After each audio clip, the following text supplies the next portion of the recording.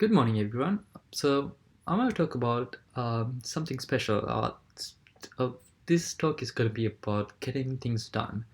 And what this talk is going to be about is sort of like a methodology or a method or a tool, perhaps, that you can use to improve your life in terms of how to get things done. Now, this talk is based on this book called Getting Things Done.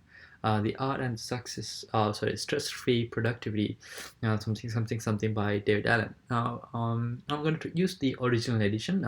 There's been multiple editions that have come through since then, but my talk mostly is going to be based on the original edition. Now, this book is highly successful. It's been the in the top bestsellers of New York Times for a while now, and it has a huge cult following. Now, this cult following, so if you, for instance, if you look at the back of the book, it talks about one of the quotes they have in the back of the book is it talks how this book is an entire culture of personal organizationals that offers a way people to work and live. That's almost like a religious text there, and a lot of people actually follow this book as a religious text.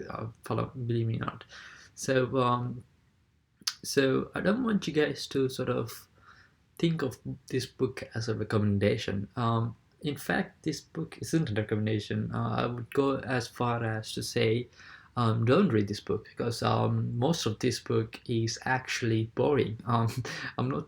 I'm not saying that lightly because if you were to read this book from cover to cover, you would get bored out of your mind reading this book.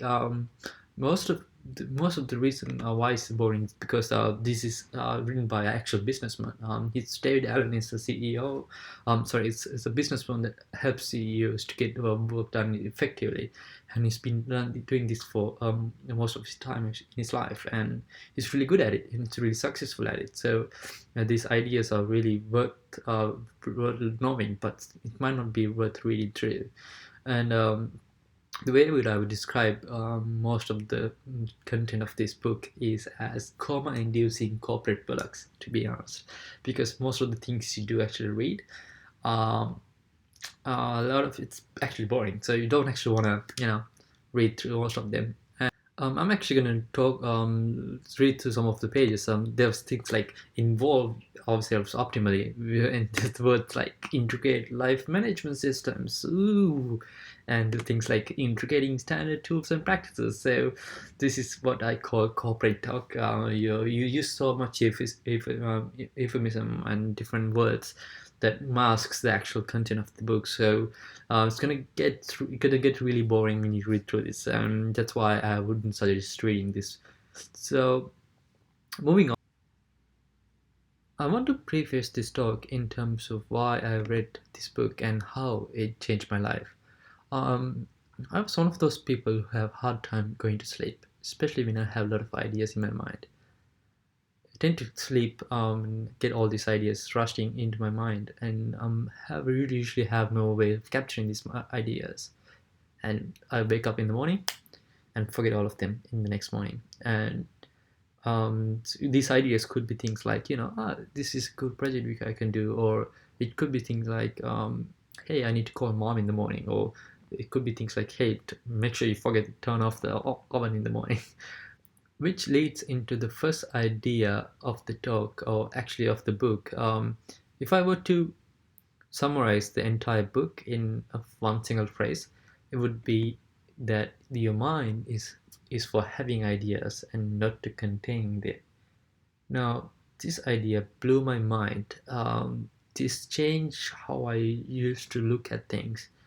Mainly because this is mainly because how I was brought up.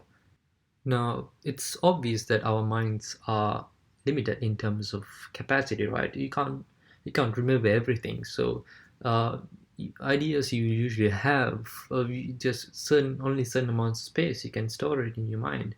So, what do we do if we can't store any more ideas? Do we delete these ideas, or do we just forget about them? And most of the time, that's what happens. You get all these ideas, and eventually, you're bound to lose one or more. You're gonna run out of stack space on your mind. And that's essentially what the problem is. Your mind is just to have mind is generating these ideas, and it's good at generating ideas, but it's not really good at containing these ideas. Now, I was brought up in this environment where in Sri Lanka, where one of the biggest exams as a child had to do was our O-level examinations and our A-level examinations. For those who are in that region, you might know, but if you're not, it's pretty similar to GCSE exams in India, for instance.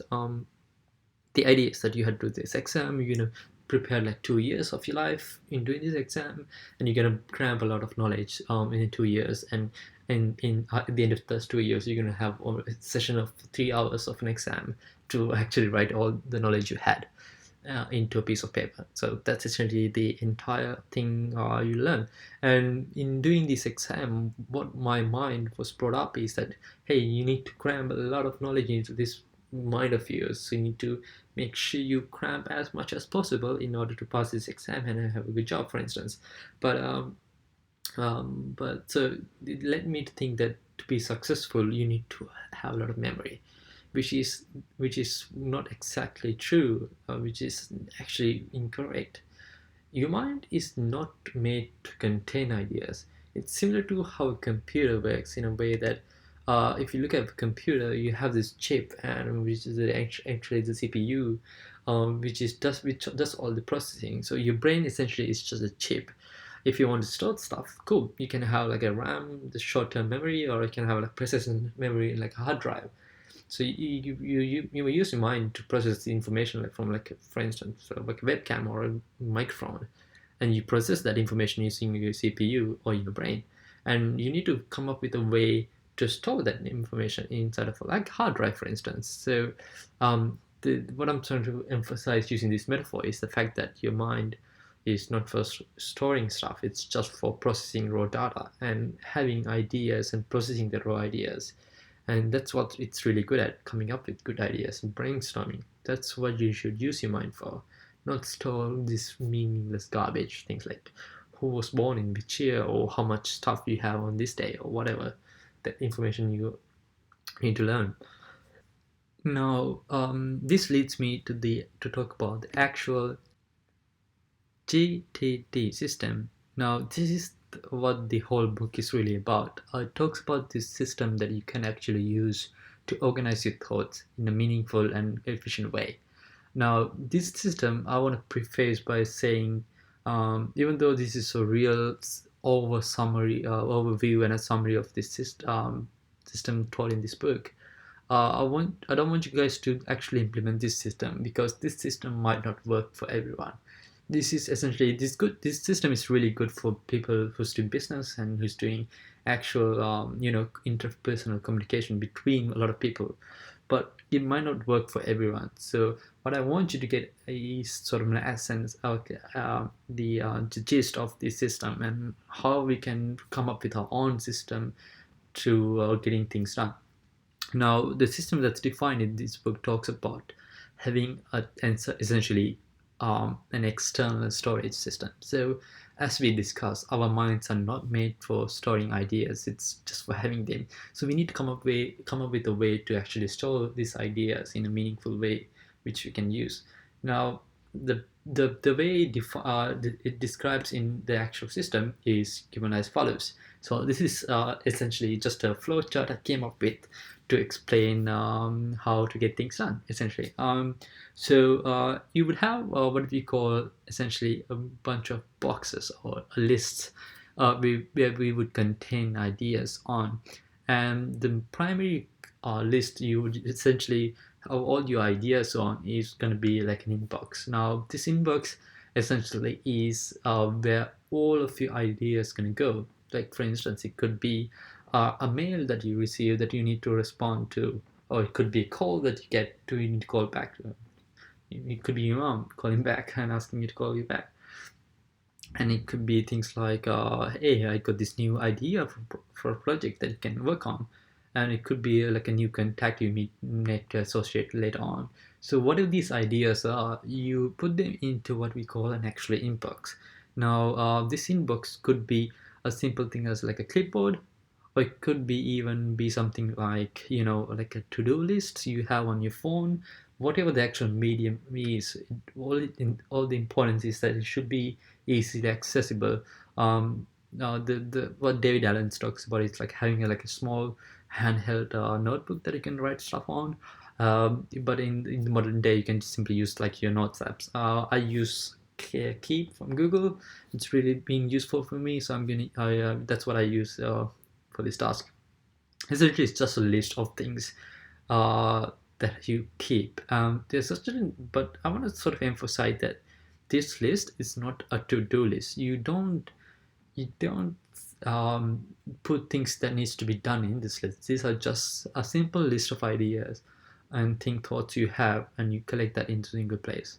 Now, the first thing you need to actually do in terms of what needs to be done is to go through the things in your inbox, and the first thing you ask yourself is this something that needs to be actioned on, or is this actionable, for instance? If is this something that you need to act upon? For instance, you could have thought like, hey, the sky is blue, or the birds are beautiful. And if you get that thought, you look at the thought and it's like, that's not actionable. If it's not actionable, the next thing you do is you immediately just dump it. You don't want to keep thoughts that are not relevant or not going to do anything for you. So you can appreciate the thoughts, that's fine. You can appreciate those ideas, but ultimately those ideas have no weight. So you can just simply archive them. Now, what do you do then if you realize the action is, if you think the ideas are actionable? Now, if the ideas you had was actionable or things that you can act on, the next question you should ask yourself is, can you actually do this task within 2 minutes? If you can do this task within 2 minutes, you can actually do it. You just go on and continue with the task at that time. So, for instance, it could be you need to call your mom back. Don't waste time. Just do it as soon as you get the diary back in from the box. Um, and if you realize this idea is something that you cannot finish within 2 minutes, then the next question you essentially ask yourself is, should you or someone else actually be doing these tasks? For instance, it could be a project, like a proposal that you need to write, but you don't usually have expertise for that proposal, so you have to delegate it to someone else. And in this case, it's going to go into a waiting list where you're waiting for the correspondence from the person you delegated it to. And for another example is that, hey, yes, this parcel you had to pick up, you might not be able to pick it up yourself, so you have to you could ask someone else to pick it up for you, and you create a card for it and you put it into your waiting box and let someone else get back to you, and keep that card within the waiting list so we know to get back to them in order to get that back. So if you realize that this is a task that you can do yourself, it essentially falls down into three different categories. It falls down into essentially a to-do list and a calendar, and a project list. So to-do lists are things you can do that has no essential time management, time aspect to it, or time context to it, as David Allen put it. So, for instance, this list could be things like, hey, you need to do this shopping. You have to get bread, for instance. And a calendar example, a task for calendar would be, here to meet this person on this day, and that could go inside of your calendar. Now, if this is something that needs further investigation, like a cool project idea you had, and you think this is a useful project, you put that inside of the project folder or a project file, and you keep it there. So that's essentially the boiled down core workflow defined by this book, to bring it down to its major ideas. Now, the third lesson I hope you guys take out of this book is that it's not there's no good of having to just create a pile or stacks and stacks of tasks if you're not going to act on it. And if you have a huge mountain of things to go through and to act on, it actually it discourages you from actually taking action on that. So one of the another important lesson taught by getting things done is that you need to regularly and frequently review things you have in to do.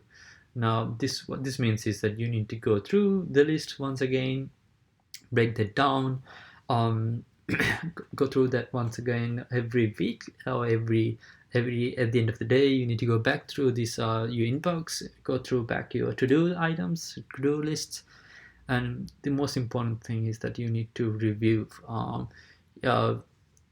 I would say that the lesson that was set forward is to actually, set aside some time from a week just to go through these items in your keep list or your post-it notes or whatever the medium you used, and to review that. And that's essentially what the three core lessons set forth by getting things done.